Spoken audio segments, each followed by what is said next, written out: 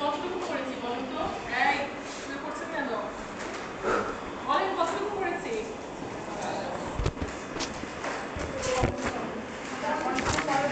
ইমন আপনি নিচে কেন? মানে এটা কি কথা, সামনে জায়গা নাই, জায়গা করে নিতে হবে। সে যদি শোনা যায় আমার কথা কিছু পর্যন্ত? আচ্ছা ঠিক আছে। আমি কতটুকু পড়েছিলাম? যে 4 ধরনের চেঞ্জ হয় আফটার অ্যাবজর্বিং ইউভি। আচ্ছা আমি একটু বলে নেই, আমি লাস্ট দিন কিছু কথা মামির আপনারা এই সেকশনে বি সেকশনের সাথে রেজিস্ট্রেশন, এই সেকশনের সাথে রেজিস্ট্রেশন। আচ্ছা ঠিক আছে।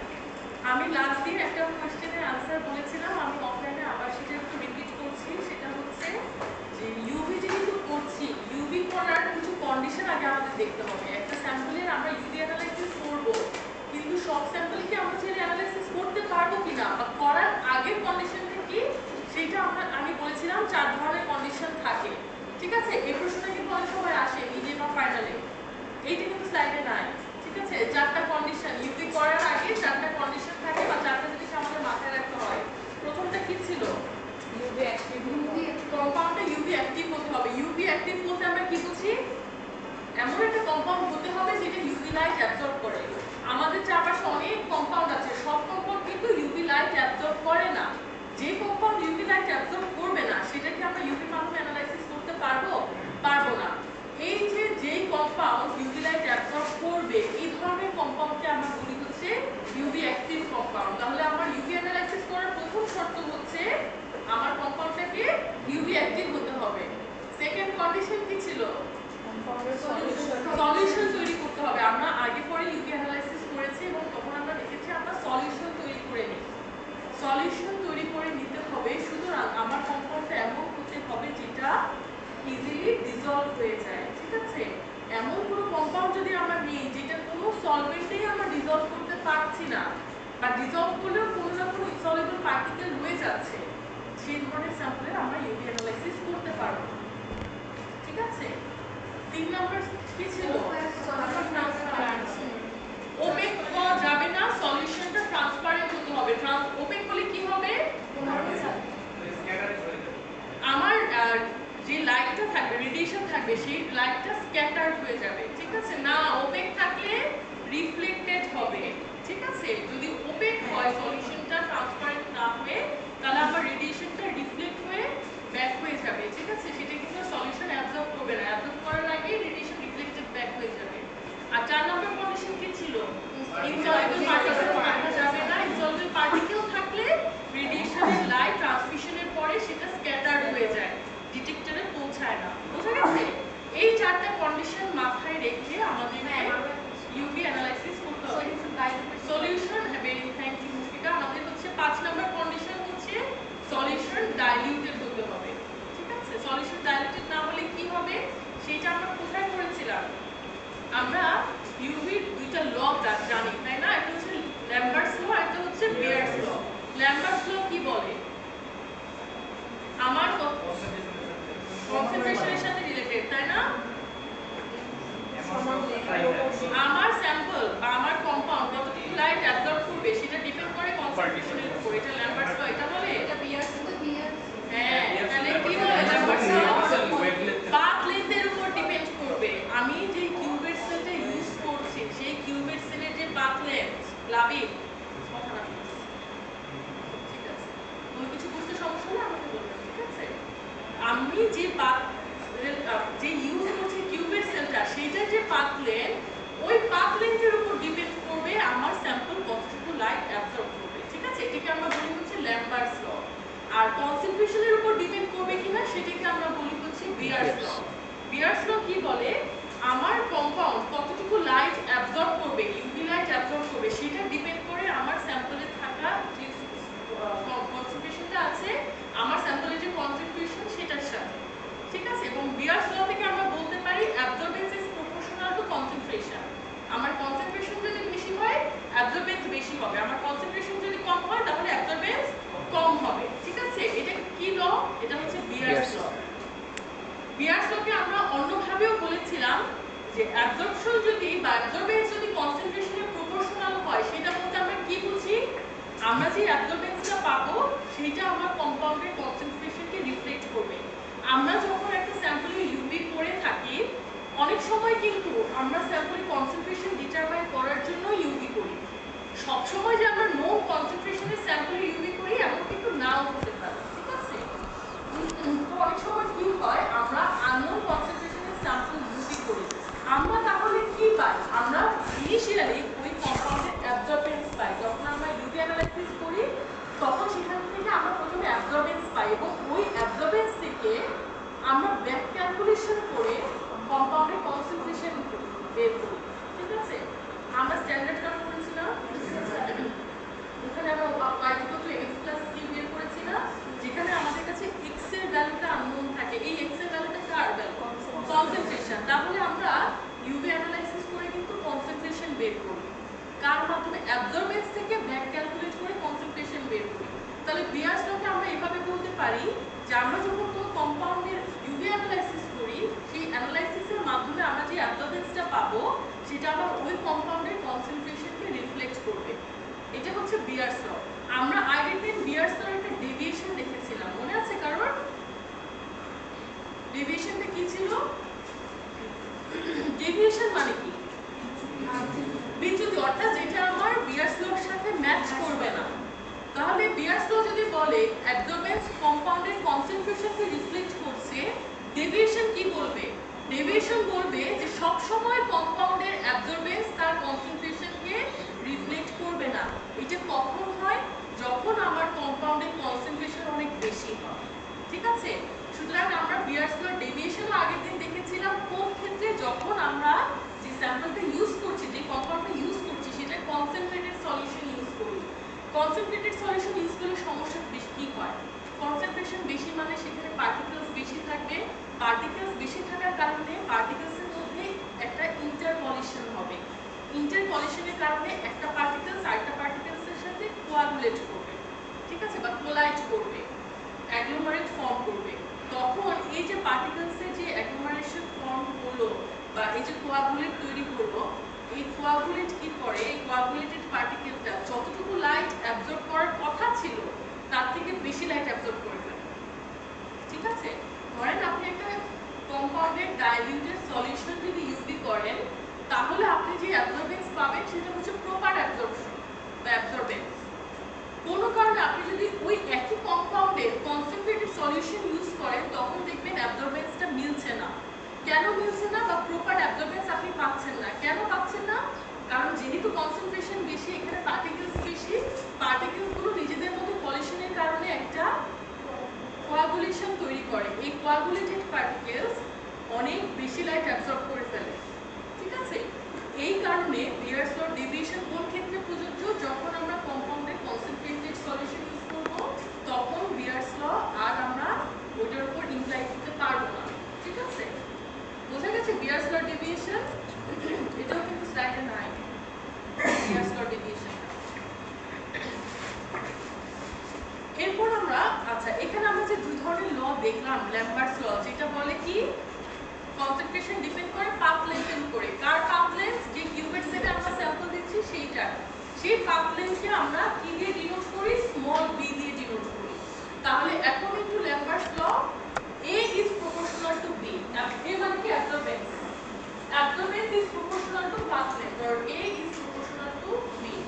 আর বিয়ার্স ল কি বলে? অ্যাবজর্বেন্স ডিপেন্ড করে কনসেন্ট্রেশনের উপরে। তাহলে according to Beer's law a is proportional to small c concentration. এবং এই দুইটা লকে যদি আমরা কম্বাইন করি তাহলে আমরা কি equation pi? Capital A or absorbance is proportional to path length multiplied by concentration। এটা অলরেডি আমরা পড়ে এসেছি, তাই না? এই ইকুয়েশনটা এইজন্য এটা আমি বেশি ইম্পর্টেন্ট দিচ্ছি না। এবং আমাদের যদি প্রপোর্শনালিটি কনস্ট্যান্ট উঠাতে হয়, প্রপোর্শনালিটি সাইন উঠাতে হয় তাহলে একটা কনস্ট্যান্ট আনতে হয়। এখানে সেই কনস্ট্যান্ট আমরা কোনটা ইউজ করি? স্মল a, যেটা হচ্ছে অ্যাবজর্পটিভিটি কনস্ট্যান্ট আমরা বলি। যদি আমাদের কম্পাউন্ডের কনসেন্ট্রেশন মোলার কনসেন্ট্রেশন হয় তখন স্মল a কে আমরা বলি হচ্ছে মোলার অ্যাবজর্পটিভিটি, ঠিক আছে? এটা বেসিক্যালি একটা কনস্ট্যান্ট যেটা কম্পাউন্ড স্পেসিফিক। একই কম্পাউন্ডের মোলার অ্যাবজর্পটিভিটি সবসময় সেম থাকবে, সেটা কনসেন্ট্রেশন যাই হোক না কেন, ঠিক আছে? এখন অ্যাবজর্বেন্স বলতে আমরা কি বুঝি? অ্যাবজর্বেন্স বলতে আমরা কি বুঝি? আমরা যে ইউভি লাইট পাস করাচ্ছি তার কতটুকু লাইট অ্যাবজর্ব করছে আর কতটুকু লাইট ট্রান্সমিট করে দিচ্ছে, ঠিক আছে? এখন কতটুকু লাইট আমরা টোটাল পাস করছি, এই যে যতটুকু আমরা ইউভি লাইট পাস করছি টোটাল লাইটটাকে আমরা ডিনোট করি হচ্ছে আই নট দিয়ে, যেটাকে আমরা কি বলি ইনসিডেন্ট লাইট। এন্টায়ার ইউভি লাইটটাকে আমরা বলি হচ্ছে ইনসিডেন্ট লাইট, এটাকে ডিনোট করি আই নট দিয়ে। আর যতটুকু লাইট ট্রান্সমিটেড হচ্ছে সেটা কি ক্যাপিটাল আই, ট্রান্সমিটেড লাইট। এই দুইটা রেশিওই হচ্ছে আমাদের অ্যাবজর্বেন্স, ঠিক আছে? টোটাল লাইটের থেকে, টোটাল ইউভি রেডিয়েশনের থেকে কতটুকু লাইট ট্রান্সমিট করলো সেইটার রেশিওটাই তো হচ্ছে আমার কতটুকু লাইট অ্যাবজর্ব করলো, তাই না? তাহলে অ্যাবজর্বেন্স আমরা কি বলতে কি বুঝি log 10 I naught by I, অর্থাৎ আমার টোটাল ইউভি লাইটের কতটুকু আমার লাইট ট্রান্সমিট করলো সেটাই হচ্ছে আমার অ্যাবজর্বেন্স। ওইটুকু লাইটই হচ্ছে আমার কম্পাউন্ড অ্যাবজর্ব করেছে। বুঝা গেছে? তাহলে অলরেডি আমরা এই ইকুয়েশনটা জানি, এটা নিয়ে আমার আর কিছু বলার নাই। আপনাদের কোনো প্রশ্ন আছে?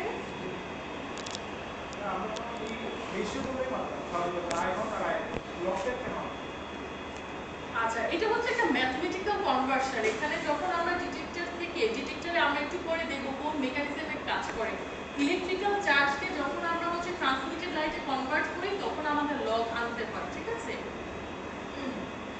আচ্ছা, আমি আরেকটু বেটার আনসার দিতে পারবো, আমাকে একটু সময় দিলে আমি আরেকটু দেখে আসবো। আমি কোশ্চেনটার জন্য প্রিপেয়ার ছিলাম না, আরেকটু দেখে আসলে একদম ঠিক আছে প্রশ্নটা আমি আরেকটু বেটার ওয়েতে বলতে পারবো, ঠিক আছে?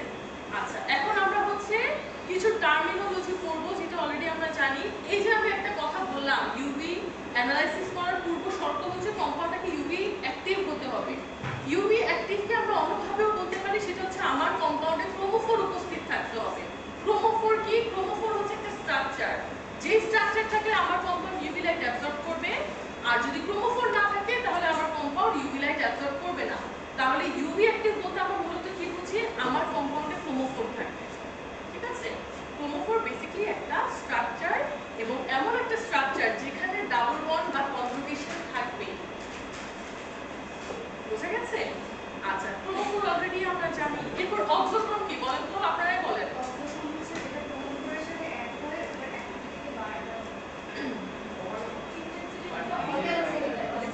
পিকটাকে সামনে পিছনে করতে পারে। আচ্ছা, এখন আমি বলি আমরা যে ইউভি অ্যানালাইসিস করি আমরা কিন্তু দুই ধরনের আউটপুট পাই। একটা হচ্ছে আমরা ম্যাক্সিমাম অ্যাবজর্বেন্স পাই, যে কোন ম্যাক্সিমাম ওয়েভলেন্থে আমরা ম্যাক্সিমাম অ্যাবজর্বেন্স পাচ্ছি, ঠিক আছে?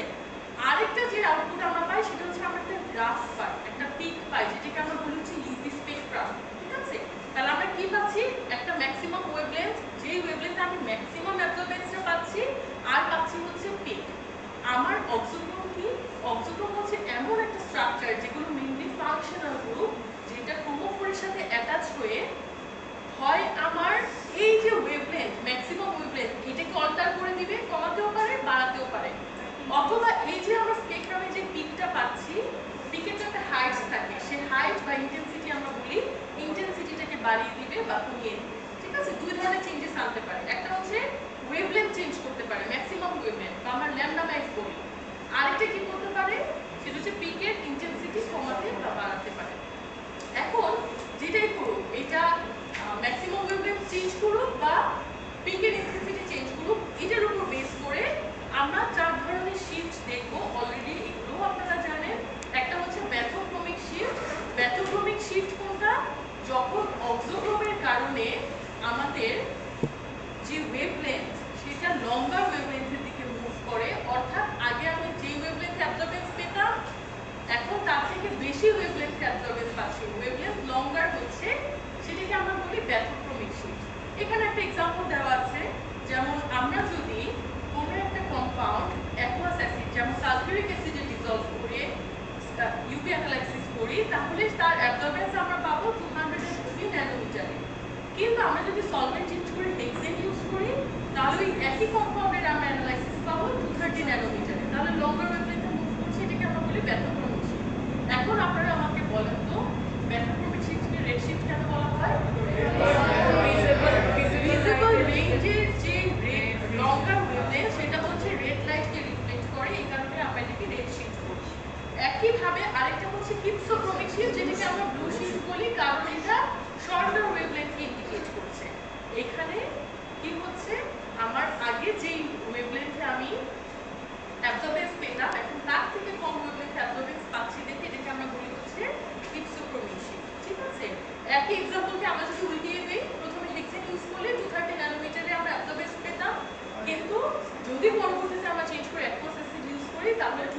3 ন্যানোমিটারে আমরা কি পাবো, অ্যাবজর্বেন্স পাবো। সুতরাং এটা একটা হিপসোক্রমিক শিফটের এক্সাম্পল, ঠিক আছে। কিন্তু যদি পিকের ইন্টেন্সিটি কমিয়ে বাড়িয়ে দেয় তখন সেই ধরনের শিফটকে আমরা বলি হচ্ছে হাইপারক্রমিক ইফেক্ট অর হাইপারক্রমিক শিফট এবং হাইপোক্রমিক শিফট। হাইপার মানে আমরা জানি বেশি, উঁচুতে না। তো যদি কি হয়, পিকের ইন্টেন্সিটি আগে যা ছিল বা হাইট আগে যা ছিল তার থেকে বেশি হাইটের আমরা পিক পাই, তখন সেটাকে বলি আমরা হাইপারক্রমিক ইফেক্ট বা হাইপারক্রমিক শিফট। এইটা সাধারণত হয় অক্সোক্রোমের অ্যাডিশনের কারণে, ঠিক আছে। আর কোনো কারণে যদি অক্সোক্রোম ছিল বাট রিমুভ হয়ে যায় স্যাম্পল থেকে, তখন আমরা পাই হচ্ছে হাইপোক্রোমিক শিফট বা হাইপোক্রোমিক ইফেক্ট, ঠিক আছে। এটা হয় কখন, অক্সোক্রোমের রিমুভালের কারণে। তাহলে এই 4 ধরনের শিফট আমরা আগে থেকে অলরেডি জানি, আরেকবার আমরা রিভিউ করলাম। এখন আমরা দেখব ইনস্ট্রুমেন্টেশন। এটাও আপনারা জানেন ইউভির যে ইনস্ট্রুমেন্ট সেখানে টোটাল 5 ধরনের কম্পোনেন্টস থাকে, ঠিক আছে, বা 5 ধরনের ডিভাইস থাকে। সেটা কি, প্রথমেই আমাদের প্রয়োজন হবে হচ্ছে রেডিয়েশন সোর্স। রেডিয়েশন সোর্স হিসেবে আমরা সাধারণত 2 ধরনের রেডিয়েশন সোর্স ইউজ করতে পারি। Very good. একটা হচ্ছে হাইড্রোজেন ডিসচার্জ ল্যাম্প আর একটা হচ্ছে টাংস্টেন ল্যাম্প। আমরা সাধারণত হাইড্রোজেন ডিসচার্জ ল্যাম্পটা একটু বেশি ইউজ করি দেখি, এখানে তার একটু ডিটেইলস দেওয়া আছে, যেখানে বলা হচ্ছে আমরা 2টা ইলেকট্রোড ইউজ করি, ঠিক আছে, 2টা ইলেকট্রোড ইউজ করি এবং এন্টায়ার চেম্বারে থাকে হচ্ছে লো প্রেসারের হাইড্রোজেন গ্যাস। যখন এই 2টা ইলেকট্রোডের মধ্যে ইলেকট্রিক্যাল চার্জ দেওয়া হবে বা ভোল্টেজ অ্যাপ্লাই করা হবে, তখন 2টা ইলেকট্রোডের ভোল্টেজ ডিফারেন্সের কারণে আমার এই চারপাশে থাকা হাইড্রোজেন গ্যাসগুলো চার্জড আপ হয়ে যাবে এবং এই চার্জড আপ হাইড্রোজেন গ্যাসগুলো তখন একটা রেডিয়েশন এমিট করবে, যেটা ওয়েভলেন্থ হচ্ছে 185 থেকে 365 ন্যানোমিটার, যেটা আমরা ইউভি রেঞ্জের সাথে ম্যাচ করছে। সুতরাং এভাবে করে আমরা ইউভি লাইট পেতে পারি। আরেকটা হচ্ছে আমরা 12 ভোল্টের টাংস্টেন ল্যাম্প ইউজ করি। এখানে টাংস্টেনের ইলেকট্রোড ইউজ করা হয়।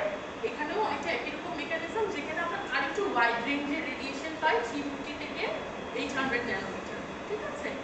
আচ্ছা, এটা হচ্ছে রেডিয়েশন সোর্স। এরপর আমরা মনোক্রোমাটর ইউজ করি। মনোক্রোমাটরের কাজ কি? এই যে মনে করেন আমরা হাইড্রোজেন ডিসচার্জ ল্যাম্প ইউজ করেছি, এই ল্যাম্পটা ইউজ করায় আমরা যে রেডিয়েশন পাচ্ছি এটা তো রেঞ্জ দেওয়া আছে 185 থেকে 365, এটা কিন্তু এন্টায়ার রেঞ্জের রেডিয়েশনটাকে এমিট করছে। আমি যে কম্পাউন্ডের অ্যানালাইসিস করব সেটা তো এতগুলো ওয়েভলেন্থের রেডিয়েশনকেও অ্যানালাইজ করতে পারবে না, অর্থাৎ এতগুলো লাইট অ্যাবজর্ব করতে পারবে না। ও যে কোনো একটা ওয়েভলেন্থের লাইট অ্যাবজর্ব করতে পারে। কোন ওয়েভলেন্থের লাইট অ্যাবজর্ব করে আমাদের সেটা ফিক্স করে দিতে হবে, ঠিক আছে। এই যে আমরা একটা ওয়েভলেন্থ ফিক্স করে দিচ্ছি, এটাকেই আমরা বলি হচ্ছে এটাকে আমরা বলছি মনোক্রোমাশন। পলিক্রোমাটিক লাইটকে মনোক্রোমাটিক লাইটে কনভার্ট করা, ঠিক আছে। এবং এটা আমরা কি দিয়ে করে থাকি? আমরা প্রিজম দিয়ে করে থাকি অথবা ডিফ্র্যাকশন গ্রেডিং আমরা বলে থাকি, ঠিক আছে। আজকের ক্লাসটা কিন্তু অনেকটা রিভিউর মতো, আপনাদের নেক্সট ক্লাসটাও রিভিউই হবে। রিভিউর পাশাপাশি আমরা আরো কিছু নতুন জিনিস নেক্সট ক্লাসে পড়বো, বাট আজকেরটা রিভিউ, ঠিক আছে। তারপর হচ্ছে স্যাম্পল কম্পার্টমেন্ট। স্যাম্পল কম্পার্টমেন্ট আমরা জানি কিউবেট সেল ইউজ করি। কেন প্লাস্টিক ইউজ করি এটাও আমরা জানি, কারণ প্লাস্টিক নিজেই কি করে, ইউভি লাইট অ্যাবজর্ব করে বসে থাকে। কি হচ্ছে মানে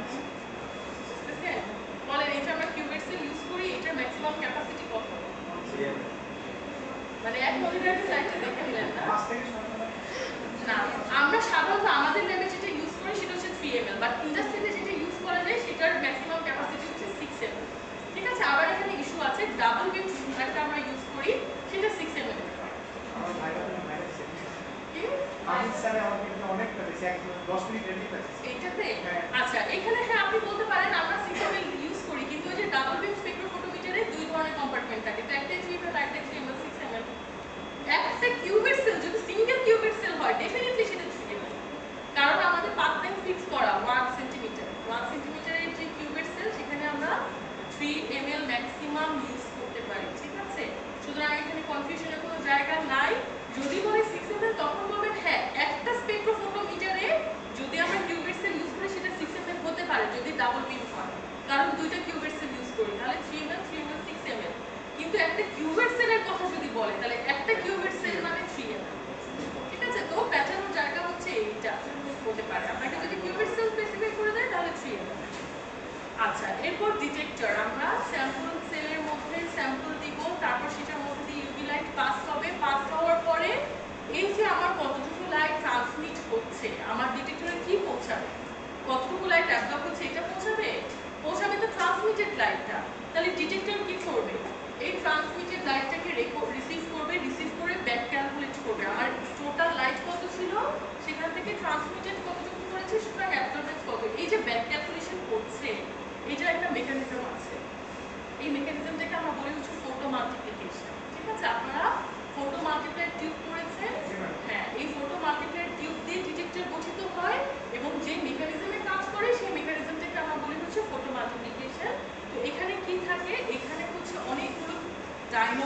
বা ইলেকট্রোডস থাকে, ঠিক আছে?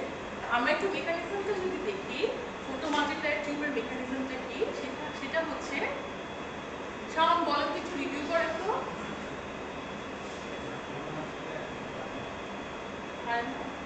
পারেন, বুঝছেন না? সাদিয়া ম্যাম পড়াইছে কি লিখেছিল?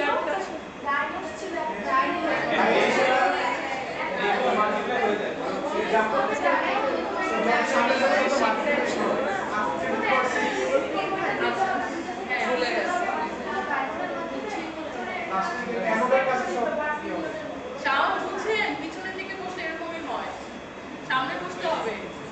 সামনে বসে তো পারে সামনে বসতে পারেন? আচ্ছা, না একটু দেখলাম আসলে কি আপনারা ঘুমিয়ে পড়ছেন কিনা, দেখলাম যে না, আপনাদের মনোযোগ ঠিকঠাক মতোই আছে। ফটো মাল্টিপ্লায়ার টিউব কিভাবে কাজ করে অলরেডি আপনারা বলে দিয়েছেন, আমি একবার একটু রিভিউ করি। ফটো মাল্টিপ্লায়ার টিউব এমনভাবে অ্যারেঞ্জ থাকে, প্রথমে থাকে হচ্ছে একটা ক্যাথোড, তারপর মাল্টিপল ডায়োডস থাকবে, ডায়োডসগুলো ইলেকট্রোড যেগুলো মেটালের তৈরি, এবং ফাইনালি থাকে হচ্ছে একটা অ্যানোড। এখন ডিটেক্টরের যে প্রথমে ক্যাথোড থাকবে, ওকেই তো ট্রান্সমিটেড লাইটে অ্যাটাক করবে। ট্রান্সমিটেড লাইট কি, যে কোনো লাইটে আমরা জানি হচ্ছে ফোটন পার্টিকেল, তাই না? এই ফোটনের মধ্যেও কিন্তু ইলেকট্রন থাকে। এই ফোটন যখন আমার প্রথম ক্যাথোডকে অ্যাটাক করছে বা স্ট্রাইক করছে, তখন এটা যেহেতু মেটালের তৈরি, মেটালের সারফেসে কিন্তু অনেক ফ্রি ইলেকট্রন থাকে। এই স্ট্রাইকিং এর কারণে মেটালের সারফেস থেকে ফ্রি ইলেকট্রনগুলো বের হয়ে আসে। এমনিতে ফ্রি ইলেকট্রনগুলো সারফেসে ঘুরতে থাকে, কিন্তু যতক্ষণ ওটাকে কেউ অ্যাটাক করে ততক্ষণ ইলেকট্রনগুলো বের হতে পারে না। যে মুহূর্তে আমার ফোটন পার্টিকেলটা ক্যাথোডকে স্ট্রাইক করবে, তখনই ক্যাথোড থেকে অনেকগুলো ফ্রি ইলেকট্রন বের হয়ে আসবে।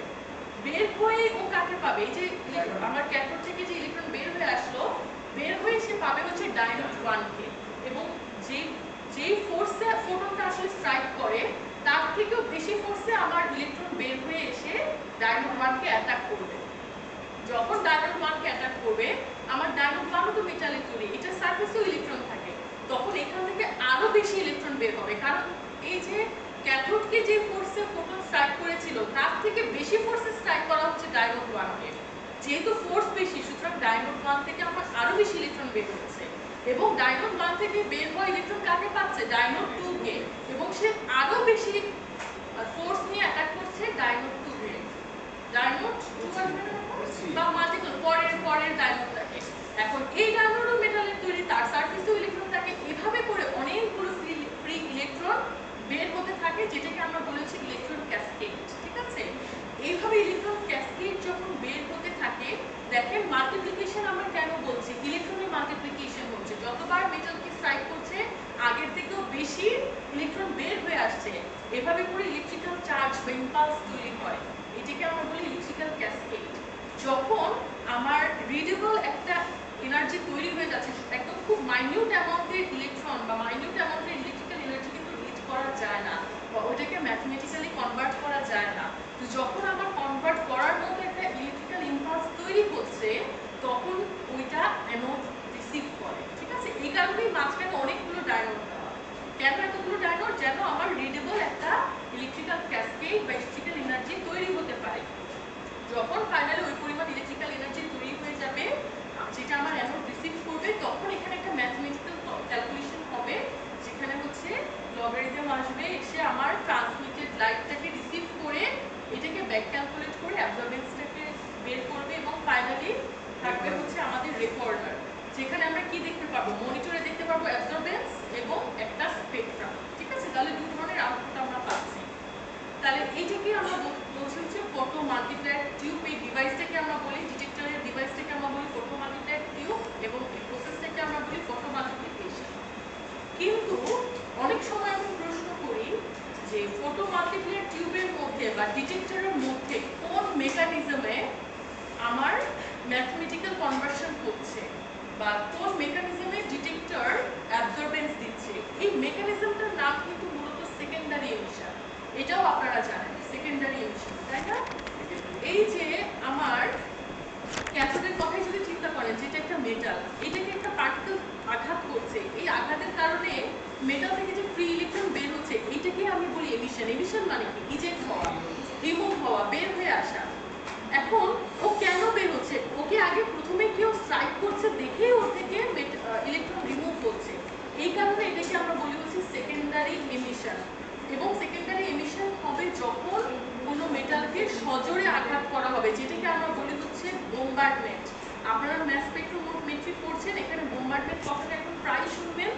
বোম্বার্ডমেন্টের কারণে অর্থাৎ সজোরে আঘাত করা, স্ট্রাইকিং ব্যাটারিং এর কারণেই আমার মেটালের ফ্রি সারফেস থেকে ইলেকট্রনগুলো বের হয়ে আসে। তাহলে ক্যাথোডকে যে আঘাত করছে এটা যদি সেকেন্ডারি এমিশন হয়, ডায়োড 1 কে যদি ডায়োড 1 থেকে যখন ইলেকট্রন বের হচ্ছে এটাও কি সেকেন্ডারি এমিশন? কি এমিশন? ডায়োড 2 থেকে যেটা বের হবে, ডায়োড 3 থেকে যেটা বের হবে, না, প্রত্যেকটা সেকেন্ডারি এমিশন। আমার ক্যাথোড থেকে সেকেন্ডারি এমিশন শুরু হচ্ছে। কেন? কারণ ক্যাথোডকেও তো একটা কেউ অ্যাটাক করছে, ফোটন অ্যাটাক করছে, ঠিক আছে? সুতরাং এটাকে কোনো না কোনো পার্টিকেল অ্যাটাক করছে। এখানে যেটা এমিট হচ্ছে সেটাকে যদি আমরা পার্টিকেল হিসাব করি, কোনো না কোনো পার্টিকেল প্রথমে অ্যাটাক করছে দেখে কিছু না কিছু পার্টিকেল, ইলেকট্রন পার্টিকেল বের হয়ে আসছে। এই কারণে এটা সেকেন্ডারি এমিশন। আবার ডায়োড 1 এর কথা যদি চিন্তা করেন, আপনি আগের এমিশন বাদ দেন, ডায়োড 1 থেকে কেন পার্টিকেল বের হচ্ছে? কারণ ওকে কেউ না কেউ স্ট্রাইক করছে। এই জন্য ডায়োড 1 এরটাও কিন্তু সেকেন্ডারি এমিশন। এভাবে না, প্রাইমারি এমিশন বলতে কিছু নাই, ঠিক? হ্যাঁ, আপনি ফোটন যে রিমুভ হয়ে আসছে, যেটা ট্রান্সমিটেড লাইট, এটাকে আপনি প্রাইমারি এমিশন বলতে পারেন, ঠিক আছে? সেই সেন্সে দেখতে গেলে এই যে আবার ইউভি লাইট এমিট হচ্ছে, এটাও তো প্রাইমারি এমিশন, ঠিক আছে? সুতরাং আমরা প্রাইমারি এমিশন বলি না, এন্টায়ার মেকানিজমটাকে আমরা বলি হচ্ছে সেকেন্ডারি এমিশন। এবং যতগুলো ডায়োড থাকবে প্রত্যেকটা ডায়োডের জন্যই ওটা তার সেকেন্ডারি এমিশন। বুঝে গেছে? তাহলে ডিটেক্টর কোন মেকানিজমে ডিটেক্ট করে? মেকানিজমটা হচ্ছে সেকেন্ডারি এমিশন। এরপর ফাইনালি আমরা রেকর্ডারে একটা আউটপুট পাই, এবং কয় ধরনের আউটপুট পাই আমরা? দুই ধরনের। একটা আমরা অ্যাবজর্বেন্স পাই, আর একটা হচ্ছে স্পেকট্রাম পাই, যেটাকে আমরা ইউভি স্পেকট্রাম বলি। আচ্ছা, পাশাপাশি এখন আমরা দেখবো যে এই ইনস্ট্রুমেন্টেশনের মধ্যে ডাবল বিম স্পেকট্রোফটোমিটার, অলরেডি আপনারা এটাও জানেন। আচ্ছা, আপনারা যে ইউভি অ্যানালাইসিস করেছেন সেটা কি সিঙ্গেল বিম ছিল না ডাবল বিম? সিঙ্গেল বিম ছিল। অর্থাৎ তাহলে আপনারা যে সলভেন্ট ইউজ করেছেন বা ব্ল্যাঙ্ক, সেটাকে আগে অ্যানালাইসিস করতে হয়েছে, সেটার অ্যাবজর্বেন্সটা আপনাদের ম্যানুয়ালি লিখতে হয়েছে। এরপর আপনারা স্যাম্পলের ইউভি অ্যানালাইসিস করেছেন, সেটার অ্যাবজর্বেন্স থেকে আপনারা ওই আগের বের হয়ে আসা অ্যাবজর্বেন্সটা মিনিমাইজ করেছেন। সেটাই হচ্ছে যে সাবট্রাকশনটা আপনারা পেয়েছেন, সেটাই হচ্ছে আমাদের স্যাম্পলের মিনিমাইজ। আচ্ছা, এটা হচ্ছে যেহেতু এখানে ডিটেক্টর থাকে, ওখানে রেকর্ড করা থাকে, আগের ব্ল্যাঙ্কটা রেকর্ড করা থাকে, এবং ওটার মধ্যে অটোমেটিক্যালি মানে আমরা একটা নিয়ে ওটাকে আবার ইনপুট দিতাম, যে ইনপুট আমরা দিয়ে এই তখন হচ্ছে সবই হয়। আপনি চাইলে ম্যানুয়ালিও করতে পারেন, আবার যেহেতু ডিভাইসটা অটোমেটেড, ওখানে রেকর্ড থাকে, ব্ল্যাঙ্কের অ্যাবজর্বেন্সের রেকর্ড থাকে, ওটা আপনি কি করবেন, নেক্সট স্যাম্পল অ্যাবজর্বেন্স থেকে অটোমেটিক্যালি ইকুইপমেন্টের মধ্যে আপনার চাইলে মিনিমাইজ করে দিতে পারেন, ঠিক আছে? কিন্তু এখানে আপনাদের ওই যে ডাবল করতে হচ্ছে ইউভি অ্যানালাইসিস, দুইবার ইউভি অ্যানালাইসিস করতে হচ্ছে, আগে ব্ল্যাঙ্কেটটা করে নিতে হচ্ছে। কিন্তু ডাবল বিম স্পেকট্রোফটোমিটারের সুবিধাটা কোথায়? এখানে আমাদের দুইবার রান করতে হচ্ছে না, কারণ দুইটা কম্পার্টমেন্ট থাকে, একটা স্যাম্পল কম্পার্টমেন্ট আর একটা ব্ল্যাঙ্ক স্যাম্পল, একটা হচ্ছে ব্ল্যাঙ্ক বা রেফারেন্স আমরা বলি। এই ছবিটাই হয়তো আপনারা দেখেছেন ডাবল বিম স্পেকট্রোফটোমিটারের, যেটা আমি একটু আরেকবার এক্সপ্লেইন করে দিই। সেটা হচ্ছে আমাদের ইউভি সোর্স থেকে ইউভি রেডিয়েশন আসবে এবং ডিফ্রাকশন বা গ্রেটিং এর কাছে মনোক্রোমেটিক লাইটকে মনোক্রোমেটিক লাইটে কনভার্ট করে এবং স্লিট দিয়ে, তাহলে ওই সিঙ্গেল একটা ওয়েভলেন্থ লাইট আমার কোথায় যাবে? যাবে হচ্ছে রোটেটিং ডিসকে। এখানে আমার এক্সট্রা কি থাকছে? তাহলে প্রথমেই রোটেটিং ডিস্ক, যেটা আমার সিঙ্গেল বিম স্পেকট্রোফটোমিটারে থাকে না, ঠিক আছে? এই রোটেটিং ডিস্কটা কি করবে?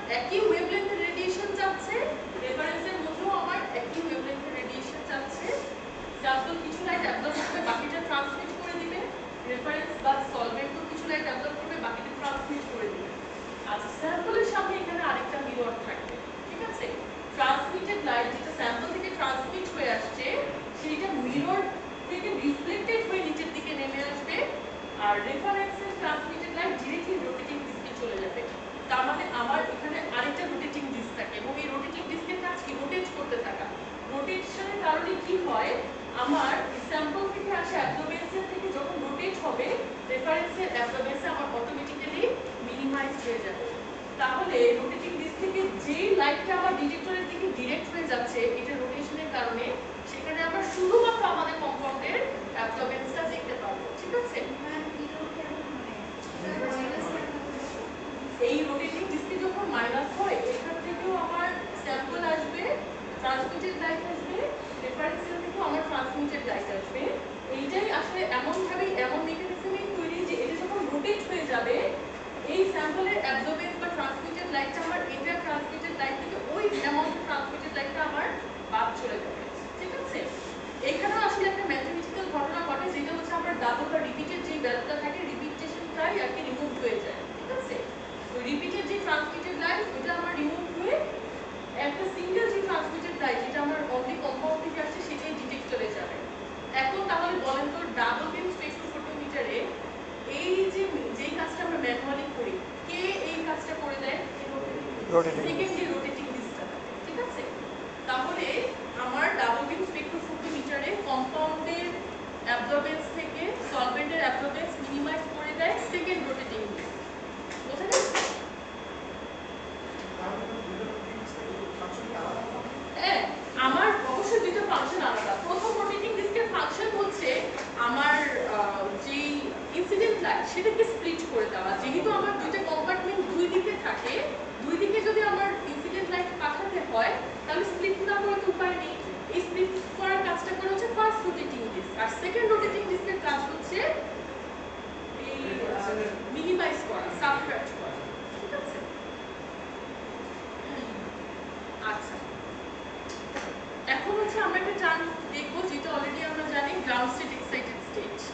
তার আগে আমরা যেটা জানবো সেটা হচ্ছে ইলেকট্রন এক্সাইটেড কখন হয়।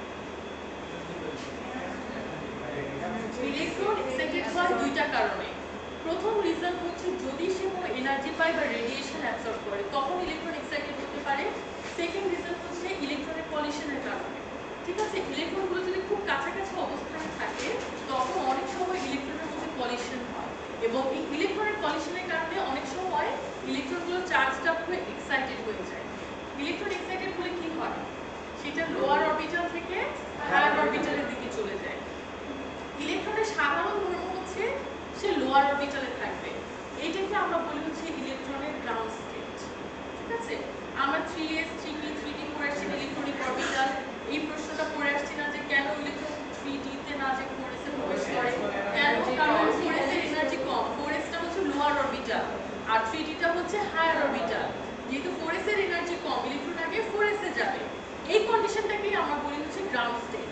কোনো কারণে 4s এ থাকা ইলেকট্রনটা যদি এক্সাইটেড হয়ে যায়, কারণ কয়টা হতে পারে? দুটা। একটা, আইদার এই কম্পাউন্ডটা বা ইলেকট্রনটা রেডিয়েশন অ্যাবজর্ব করেছে, অথবা কোনো একটা ইলেকট্রনের সাথে এটা কলিশন হয়েছে। যদি এই দুইটার যে কোনো একটা ঘটনা ঘটে তখন ইলেকট্রন 4s থেকে কোথায় চলে যাবে? 3d তে চলে যাবে। এইটাকে আমরা বলি হচ্ছে হায়ার অরবিটালে চলে যাওয়া, অর্থাৎ ইলেকট্রনের এক্সাইটেড স্টেট। ঠিক আছে, আচ্ছা যখন ইলেকট্রন গ্রাউন্ড স্টেট থেকে এক্সাইটেড স্টেটে চলে যায় এটাকে আমরা বলি হচ্ছে ইলেকট্রনিক ট্রানজিশন। ঠিক আছে, এটাকে আমরা কি বলি? Electronic transition. অলরেডি আমরা ইলেকট্রনিক ট্রানজিশন পড়ে আসছেন, বাট আমরা নতুন কিছু টার্ম দেখবো, নতুন কিছু টপিক দেখবো, ইনফেজ ওভারল্যাপিং, আউটফেজ ওভারল্যাপিং, কিন্তু সেটা নেক্সট ক্লাসে। ঠিক আছে, খুশি হয়ে গেছে? আচ্ছা, আমরা অল্প করে করবো এবং এই চ্যাপ্টারটা আমাদের জন্য অনেকটা পুরাটাই রিভিউ। লাস্টের দিকে একদম লাস্ট ক্লাসে পুরাটাই নতুন টপিক থাকবে আপনাদের জন্য। আর হচ্ছে আমি একটু বলি, আপনাদের মনে হতে পারে যে আমি অল্প